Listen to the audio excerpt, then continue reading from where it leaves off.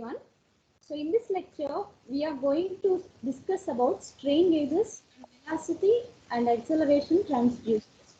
So first let us discuss what are the strain gauges. So strain gauges are nothing but these are passive transducers that use the change in electric resistance whenever force is applied on them. So due to that force, there is change in electric resistance of particular wire. So at the times, this strain, which is the result of force applied on the wire, so will be converted into electrical parameters such as electrical voltage. So the principle of strain gauges is nothing but here. So piezoelectric resistive effect. So what is it? So piezoelectric resistive effect is nothing but when a metal conductor is stretched or compressed, so its resistance will be changed. That means due to changes in dimensions, that is nothing but the length and diameter, okay, of a conductor. So whenever there is change in the length of the conductor and change in the length of diameter, so the overall resistance of that particular conductor is going to be changed. So this is one kind of effect. So if there is change in respective specific resistance along with the changes in length and diameter, that is nothing but only dimensions of a metal conductor. So whenever there is change in specific resistance, including the changes in dimensions, so then this kind of property is nothing but piezo-resistive effect. So it tells that whenever a metal conductor is being stretched or compressed with the help of either tensional force or compressed force, okay. So whenever tension, which is nothing but the upward force acting on certain object, so then there is a stretching in the metal conductor, so which increases its length. So whenever the wire is compressed, so then there is change in its length. That length is going to be decreased, whereas diameter is going to be increased. So that means tension and compressive forces can act on the material, so which can increase their length or decrease their length. So whenever the length is increased, diameter is going to be decreased. That means effective area of conductor will decrease. Otherwise, if the compression force is acting on the wire, then it is going to compress that wire. That means its length will decrease, whereas the diameter will increase. So these two are the variations where the dimensional changes will happen in wire. So along with the dimensional changes, if the specific resistivity of a particular conductor will change too, then this effect is nothing but the piezo-resistive effect. So all the strain gauges work on the principle called piezo-resistive effect. So here you can see how the resistance of a substance will vary based on the force applied on this.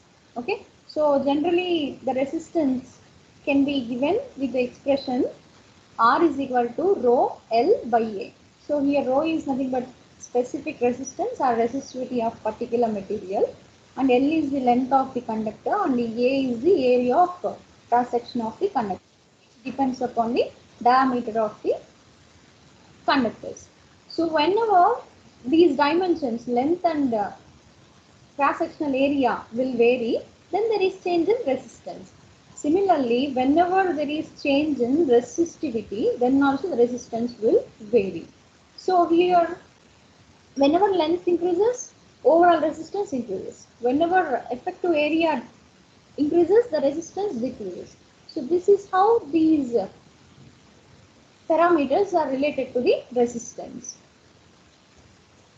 So where these can be used, these strain gauges can be used in load cells for measuring weights of the objects, and similarly, since these strain gauges are helpful for determining the force which is acting on particular wire or material, so these can also be used in pressure detectors. So pressure is nothing but the force acting per unit area. Similarly, stress is also a measure of the force applied that has been normalized for unit area. So here stress and pressure So give the same value, which is nothing but the force applied on particular object per unit area. So stress formula is given as stress equal to force by area, F by A. So F is the total force applied and A is the cross-sectional area. Similarly, the another parameter which is the effect of force is nothing but the strain. Okay, strain is the ratio of elongation or compression per unit length. Okay, whenever we have applied some force, okay, that may be tensional force or compressive force. So if it is tensional force, elongation means the wire is going to be stretched. That means its length will vary, whereas the diameter will decrease. And if it is compressive force, the length of the wire is going to be decreased. Diameter of the wire is going to be increased. So any kind of force, tensional force or compressive force act on particular wire. So then there is variation in the dimensions, okay, along with the resistivity change, which is nothing but the piezo-resistive effect. So here strain is defined as the change in length per unit length. So this is delta L represents the change in length due to force. After the application of force, what is the net change that has occurred in the length? So L naught is the original length before the application of force. So if we find out the ratio of change in length due to force and initial length, then it is nothing but strain. So which is the parameter that represents force that is applied on particular object. Since instead of measuring stress, strain measurements are easy because we have a lot of strain gauges available. So that is why mostly strain is measured, which is the result of applied force.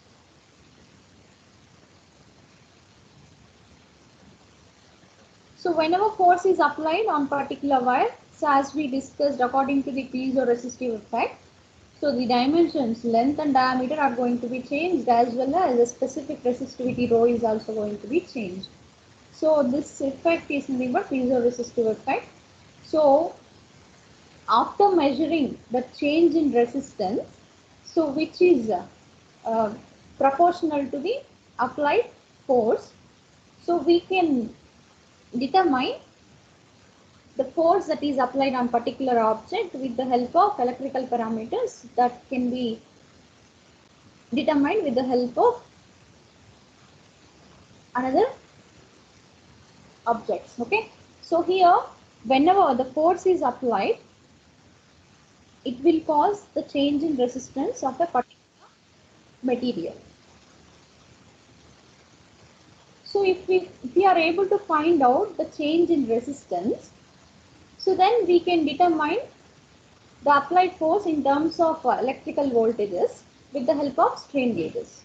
So how it is done? So whenever these strain gauges are connected in any one of the arms of bridges, so as we discussed previously, for the measurement of unknown resistance, so it is necessary to connect the unknown resistance in one of the four arms of bridges. So whenever there is no force applied on the bridge, okay, so that means on the strain gauge, so then there is balance in the bridge. So whenever the force is applied on strain gauges, so it will change the resistance of particular material. So it will create the imbalance in bridge. So after measuring that imbalance with the help of galvanometers that are connected across the terminals of the bridges, we are able to find out what is the net velocity, what is the net voltage produced when the applied force, when we have applied the force on particular object. So this is the working procedure of strain gauges. So these strain gauges are mostly defined by using gauge factors, so which tells the sensitivity of particular strain gauge. So we have different types of strain gauges available. So the quality of all these strain gauges is given by the gauge factor, so which is generally defined as the relative change in net resistance and the relative change in length. So G, gauge factor, is defined as the relative resistance change, which is given as delta R by R by delta L by L. So here delta R is nothing but the net change that is obtained. So after the force is applied on particular wire or any material, and R is the initial resistance before the application of force, and delta L is the change in length of the conductor. So when the force is applied on it, and L is the initial length before the application of force. So if we find out the ratio of these two parameters, so then the gauge factor can be determined. So coming to the different types of strain gauges, we have based on the mounting, we have two types of strain gauges. Those are nothing but unbonded and bonded type. So in unbonded strain gauges, the wires, okay, so our conductors, so are left freely. Actually, they are connected between two members, and after that we will remove them, and we will, after the completion of measurement of strain, we will remove them from the members. Okay, but here bonded type strain gauges are very famous because um, we are going to keep the members for which we are going to measure the strain gauge particularly attached to the particular type of material. That means in bonded type strain gauges, the member whose strain is to be measured will not be separated from the gauges. So this is the difference between unbonded type and bonded type strain gauges. So mostly the popular bonded type strain gauges are three kinds. So those are wire strain gauges, foil strain gauges, and semiconductor strain gauges. And based on the arrangement of the wire in wide strain gauges, we have another four categories available. Those are grid type, rosette type, torque type, and helical type. So based on our requirements, which we are going to use, which kind of the strain gauge we are going to use, that depends on our requirements. So coming to the wide strain gauges, so the name suggests that here wire we are going to use as a factor which determines the strain applied on particular object. Means through the wire the strain is going to be delivered to the material. So here in wire strain gauges we have a fine wire element whose diameter is about 25 micrometer, or sometimes it can be small than that. So which is looped back and forth, that means forward and backward. So on a mounting plate, which is usually cemented to the member undergoing stress.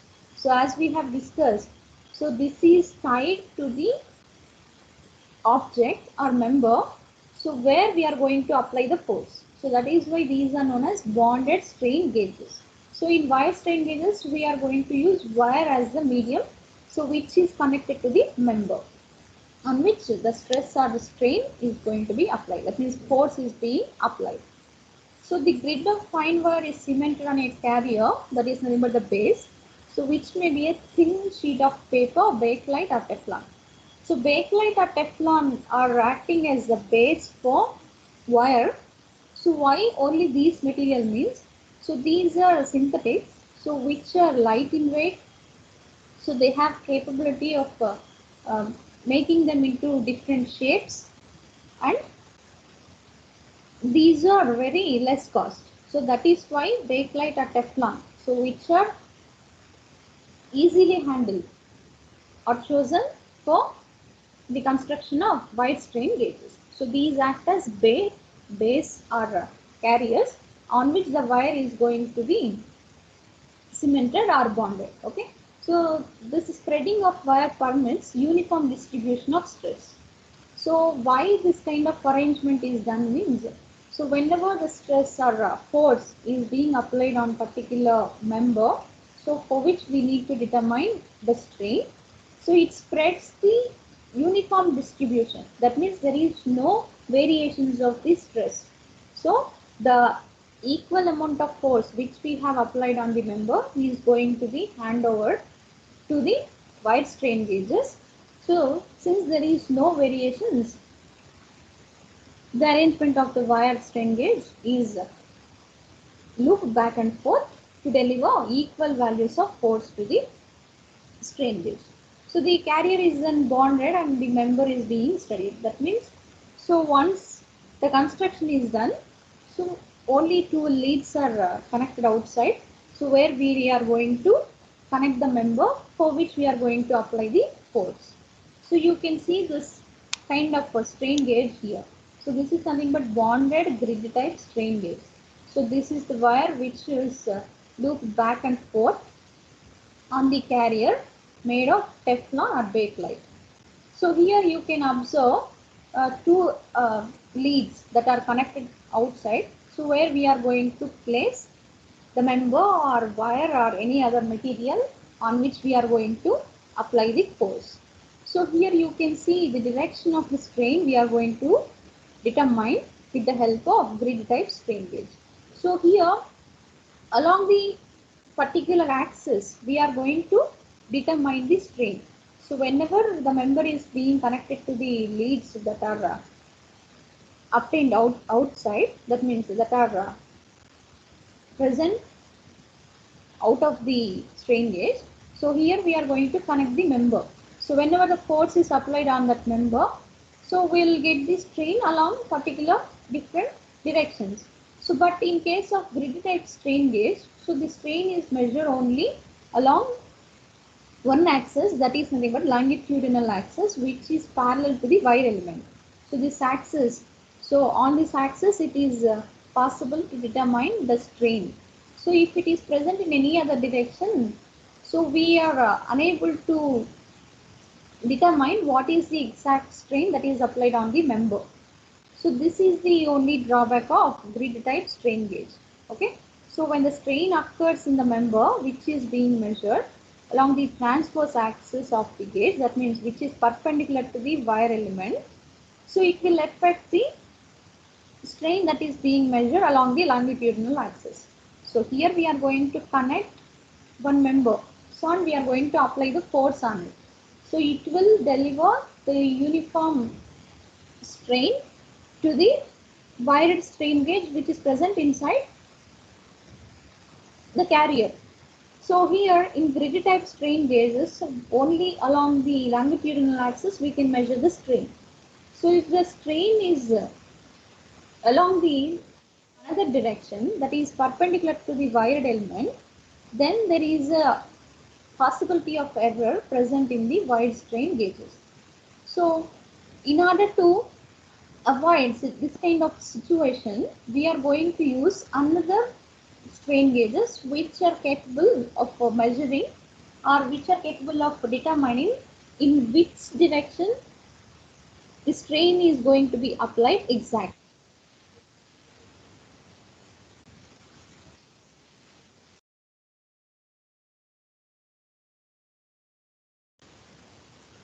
So those kind of strain gauges are nothing but Rossetti strain gauges. So here you can observe the construction of Rossetti strain gauges. So in Rossetti strain gauges, we will have three level strain gauges. So if the axis of the strain in a component is unknown, then the strain gauge transducer types which are used to determine the exact direction are nothing but the Rossetti type strain gauges. So if the strain is not only along the longitudinal axis, if it is present along the perpendicular axis or transverse axis that is present in the wired strain gauges, so then in order to determine exact direction of the strain, so we need to use Rossetti type strain gauges. So here the general procedure which we are going to use, I mean the general arrangement of the wires inside the Rossetti type strain gauges are, so we are going to use three different wires. So by keeping certain angles between them, we are going to arrange them forward and backward. So here the angle between them is generally considered as 45 degree, and the magnitude of strain which is present in each and every individual strain gauge is measured and can be summed up together and total strain of the member is being determined. For example, if you look at it, so here we have three different strain gauges. Okay, so these are three different grid type strain gauges that are arranged by making certain angle between them. That certain angle is nothing but 45-degree angle. So here we have 1, 2 and 3. So 3 level grid type strain gauges are arranged in this pattern. So which is nothing but Rossetti type strain gauge. Okay. So here we have three different strain gauges available. So we are going to measure the strain that is available on each and every level. So we are going to measure the strain that is present across the level 1 and similarly across the level 2 and similarly across level 3. So on all these strains are added together, which is nothing but net strain. So with the help of this kind of Rossetti type strain gauges, there is no chance of getting errors because we are able to measure the strain that is occurring in each and every direction. And based on the requirements, the other types, torque type and helical type. So torque type. So middle one and last figure, these two are the arrangements that are available in torque type strain gauges, and the middle one, so helical type strain gauges, this one.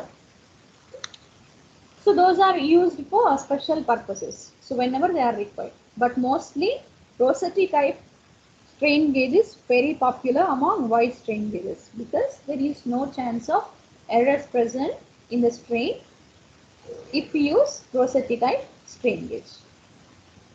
So another strain gauge is nothing but foil strain gauge. So here in the foil strain gauge, the construction of the strain gauge is dependent upon printed circuit board. That means, so we are going to take one sheet of paper that is made by Bakelite or Teflon, which acts as carrier, and we are going to etch some of the regions. That means we are going to take away some amount of the region present on them, and we are going to fabricate these metals. Okay, so foil is nothing but the metal. Okay, so combination of metals, so which have a larger area than the wires. So these metals are going to be fabricated on that sheet of paper of Bakelite or Teflon. So generally this strain is sensed with the help of this kind of metal foil. So these metal foil are metals are alloys made of particular types of metals. Those are nothing but nichrome, constantin. Constantin is the alloy made of nichrome and copper, and isoelastic, which is made of nickel. Okay, so chromium and molybdenum, and another kind of metals which we are going to use are platinum. Okay, so any of these metals or metal alloys can be fabricated on the carrier. So generally it is sealed inside, and here the resistance of foil strain gauges can be varied from 50 to 1000 ohms. So these are the variations they can offer while using foil strain gauges. And here the advantages of foil strain gauge over wide strain gauges is, since the area of these foil strain gauges is larger, so these provide better bonding with the member for which we are going to determine strain.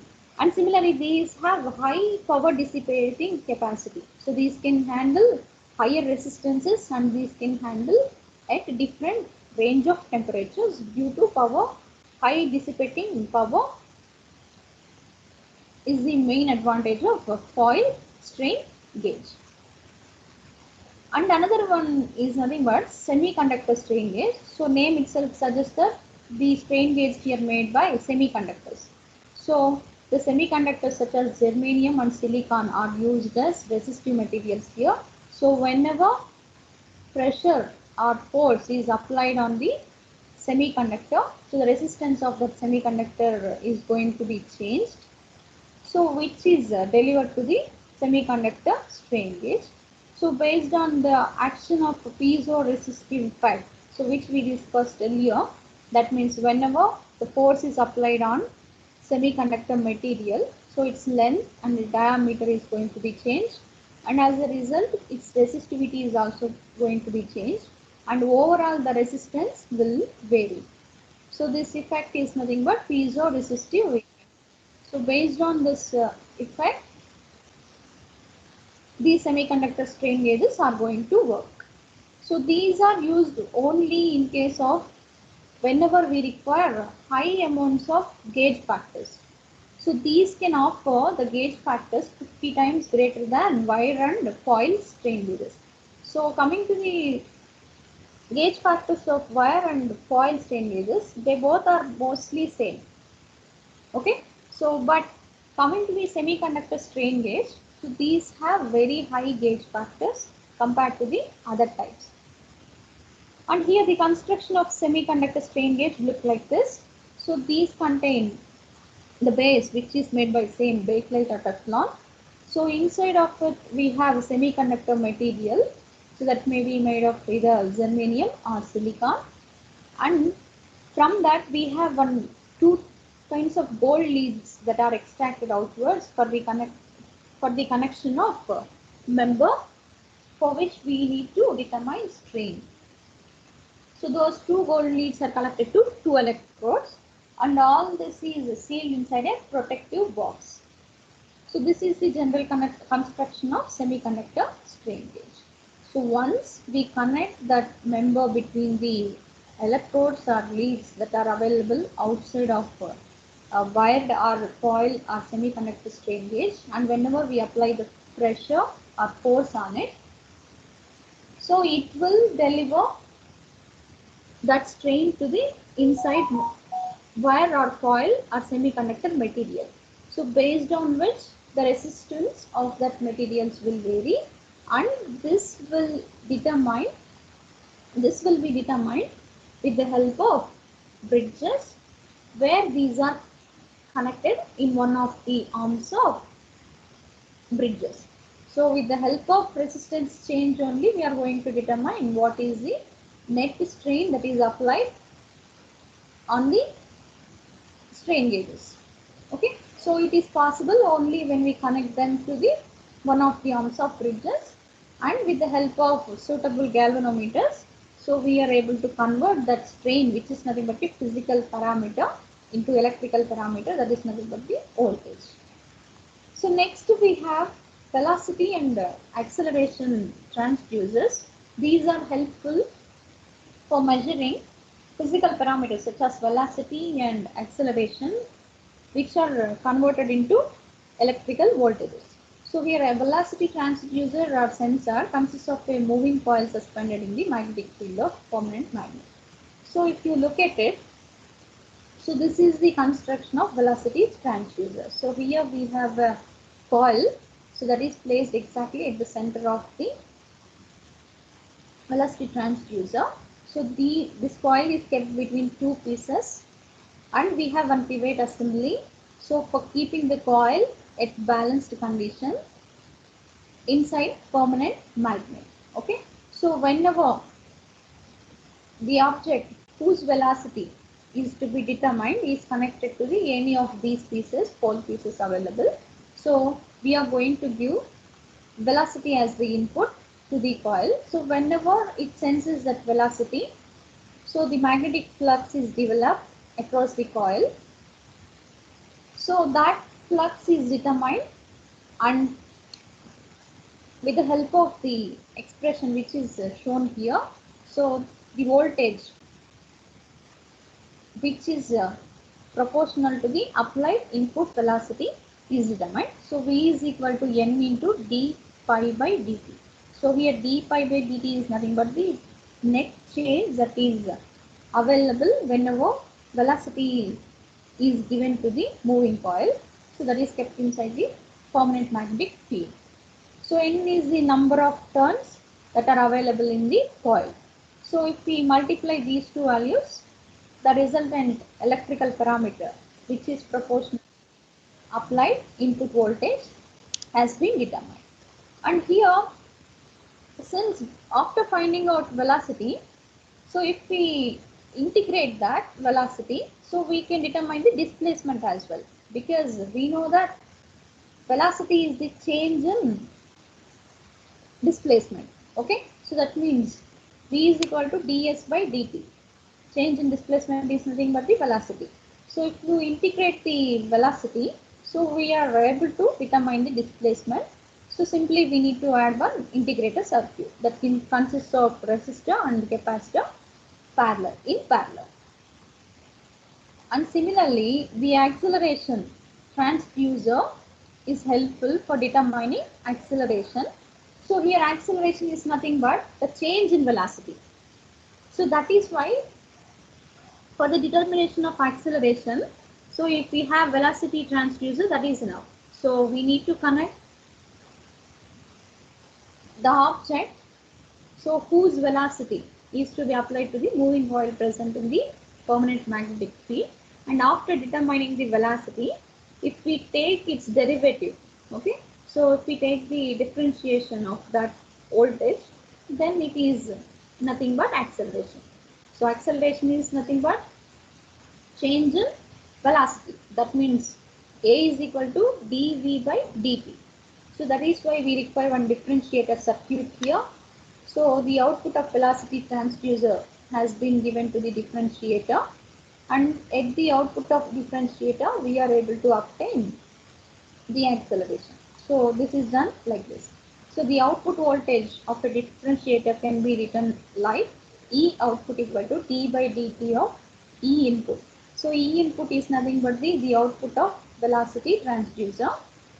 Since it is differentiator, so the resultant value, okay, of the resistance and capacitances are given like this: R by R plus 1 plus R by R plus 1 by j omega c. So here, since we are determining the output at the resistance, so we have to consider the total value like this. So R by R plus 1 by j omega c. So here 1 by j omega c is nothing but the reactance of capacitor. So here, whenever this R value is chosen very small compared to the reactance of capacitance, so we can ignore the R value. So which then the resultant expression will look like E output equal to d by dt kV sin omega t into j omega cr. So here k and v are nothing but k is a constant and v is nothing but instantaneous velocity. So generally the output of velocity transducer is nothing but the product of constant k and instantaneous velocity. So instantaneous velocity is nothing but velocity at particular instant. So generally output is written like this. And if it is sinusoidally varying voltage, since we know that velocity transducer produces the output in terms of electrical voltage, which is proportional to the applied input velocity. So the output of velocity transducer is given by using this expression, so which is nothing but E input. So kV into sin omega t. Okay. So whenever resistance value is small, so only the obtained expression will consist only reactance of capacitance. So j omega cr. So since we are going to differentiate it, so what is the differentiation of sin omega t cos omega t? So on the differentiation we will get the output of acceleration transducer as E output equal to kV omega c r cos omega t. So which is the acceleration equivalent output voltage for the application of acceleration. So this is how the acceleration of particular body is going to be determined with the help of velocity transducer. So velocity transducer is enough for finding out velocity as well as acceleration.